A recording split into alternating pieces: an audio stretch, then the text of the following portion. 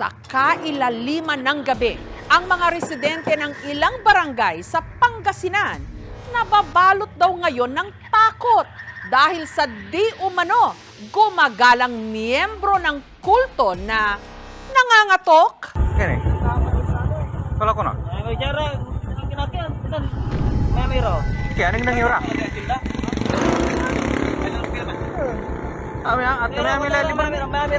Sa Facebook Live na ito, bakas ang takot at pagkabahala ng mga residente ng Barangay Tanolong sa Bayambang, Pangasinan. Nagagawa dyan sa katayo. Puro ito na rin kami totoo dyan. Lahat natataranta sa mga kumakalat na kwento na sa kanilang sityo, di umano, may lumilibot na mga miyembro ng kulto. Nar. Akin na.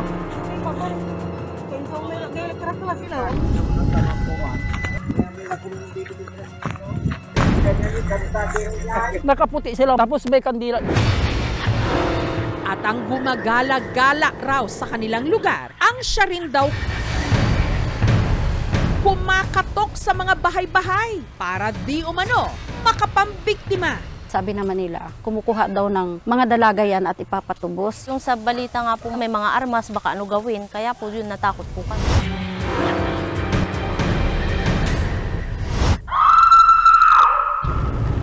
Kwento ng isa sa mga rumesponding tanod gabi nitong Martes nung nakatanggap sila ng tawag sa barangay. May lalaki daw na namataan sa may gilid ng maisan. Natakot sila dahil may mga bali-balitang kumakatok sa mga bahay. Ang humingi ng saklolo si Jovelyn. At ang sinasabing di umano kulto, nakaengkwentro pa raw nila mismo. Dire-diretso po sila nakahilera na may kandila po ba yun? Naka-white lang po sila ng t-shirt. Pero yung ulo po hindi po namin nakita. Yung mga kasama po namin, kumuha po sila ng armas po nila para sakaling may mangyari, makalaban po. Hanggang ang mga nakaputi, naglaho na lang daw na parang bula. Siguro sila mga kulto kasi bakit sila bigla-biglang nawawala? Ay, jara, kinakyan, dan, Ha? may miro. Kaya anong nangyura? May miro plus lang. Ang nadatnan lang po namin doon sa area, yung mga taong nagkakagulo na may daladalang itak, pamalo. Hindi naman natin masigurado kung ano ba talaga yung mga yun dahil wala naman po talagang katibayan at patunay. Ang mga taong nakaputi, nakita rin daw ni na Reagan na humarang pa raw sa kanilang daanan. Pumunta kami doon sa Sinda, nag-tricycle kami, kasama ko ang asawa ko, anak ko. Alas 8 po ng gabi. Pagbalik namin, may umakyat na lalaki doon sa daanan ng tricycle namin. Nakaputi sila, tapos may kandila. Makikita po yung itsura niya kasi po parang madre po siya yung tignan po. Ang isa nila di umanong miyembro, pinuntirya pa raw ang gamit nilang tricycle. Inila yung tricycle ko. Sabi ko sa asawa ko, kumapit ka, umiiyak yung anak ko. Ang natakot po ako na anong klase silang tao.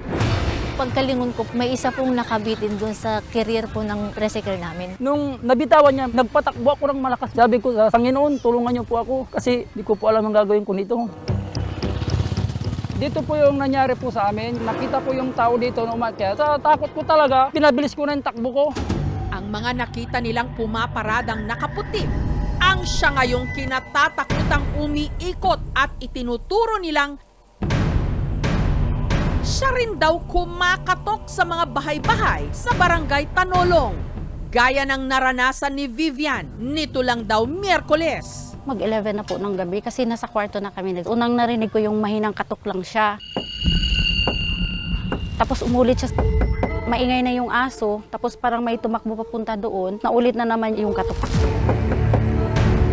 Nagpanik na rin ako dahil kami-kami na nga lang dyan. Sabi naman nila, kumukuha daw ng mga dalaga yan at ipapatubos. Sinilip ko sa bintana, nakita ko yung ano. Hindi ko binuksan kasi baka may dala siyang itak o baril. Ang mga misteryosong nangangatok, umaatake na rin daw sa katabing barangay na inirangan. Mga bandang 9:20. Ang nakita ko po doon, 5 katao na padaan sila sa papuntang bukid. Nakabunit lang. Hindi ko po nakilala kung sino po mga yun. Kabado po ako talaga dahil ako lang mag-isa po doon. mga tanod, gabi-gabi tuloy na nagro-ronda. Mga tao, sinasabihan kami na siraulo daw kami. Gawa-gawa lang daw po namin yan. Sabi ko, sana makaranas sila para malaman nila. Pero yung mga nakakaranas, takot na takot sila. Yung sa balita nga po may mga armas, baka ano gawin, kaya po yun natakot po kami. Ang takot ng mga tiga-Bayambang lalo pang tumindig nung kumalat na online ang videong ito na pruweba raw na meron talagang gumagala sa kanilang kulto. Sa video, makikita ang isang grupo na nakasuot ng puti, may hawak na kandila. At tila nagpo-prosesyon kahit pa raw 10 oras ng gabi. Ayon sa mga komento, Ang kulto? Totoo po yan. May mga nagchat na din sa akin kagabi meron nangyari katok bahay.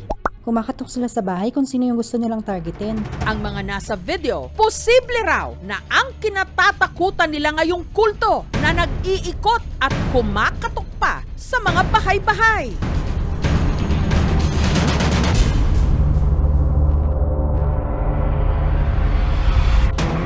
Sa kalagitnaan ng aming shoot sa Barangay Tanolong nito lang Huwebes, ang mga kagawad at tanod nakatanggap ng report. Sa Sitio Cambuca po tayo pupunta. May nag-report dito na meron daw pong nakitang 2 babae na nakaputi. Kahina-hinala daw na galaw, hindi nila kilalang tao.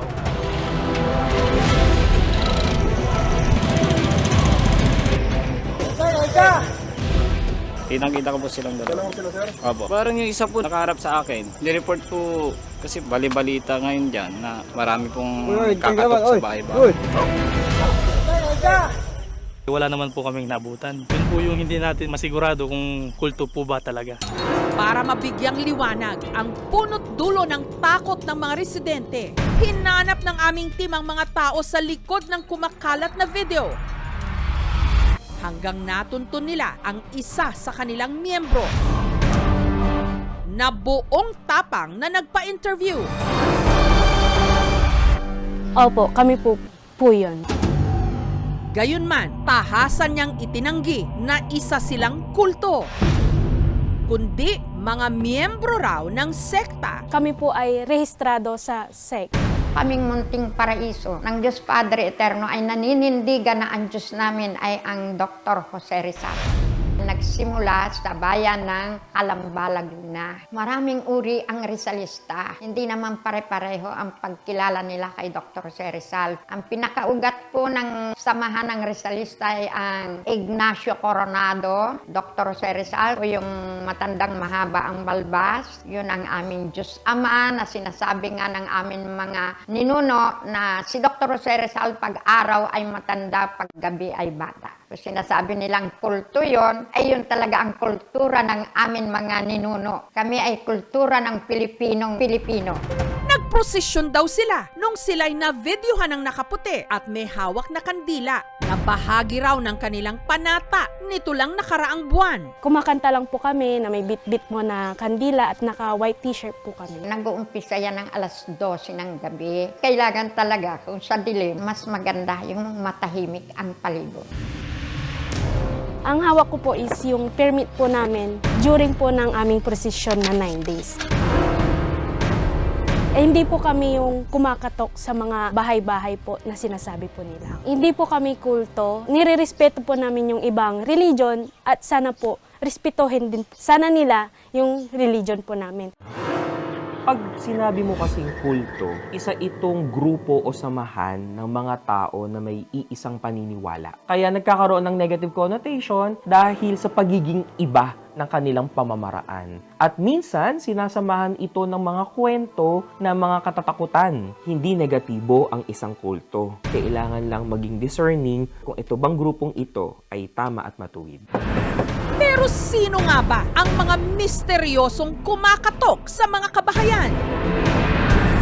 Ayon sa isinagawang investigasyon ng LGU ng Bayambang, ang mga sinasabing kumakatok sa mga kabahayan, isa raw lalaki na may kondisyon sa pag-iisip. Kami po ay nakakuha ng CCTV video and statements. Siya po ay nagkakatok-katok sa mga bahay upang manghingi ng pagkain sa ating mga kababayan na itigil po yung ganitong pagkakalat ng maling impormasyon. Ayaw po namin na magkaroon ng takot. Ang isang malit na impormasyon na pwedeng lalabas ay malaki ang epekto. Huwag po kayong mag-alala, marami pong friendly forces na nakadeploy. Sana sa mga hindi naniniwala, samahan na lang kami ng dasal. Mag-ingat lang sila. Huwag silang matakot. Pag mayroon silang nalaman na ganyan o kaya naramdaman sa bahay nila, ipaalam lang nila sa akin at kami re-responde agad.